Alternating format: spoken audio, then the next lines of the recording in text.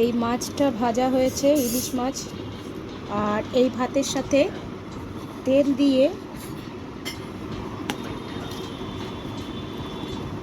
খাওয়া হবে, সাথে কাঁচা লঙ্কা, আলু সেদ্ধ, এগুলো সব রয়েছে। এই মাছ ভাজা কেমন লাগলো আপনাদের অবশ্যই জানাবেন। ইলিশ মাছটা কিন্তু খুব একটা বড় না, ছোটই ইলিশ। এইভাবে একবার খেয়ে দেখবেন, দুর্দান্ত লাগে। আলু সেদ্ধ দিয়ে মাছের তেল দিয়ে খেতে কিন্তু দুর্দান্ত লাগে।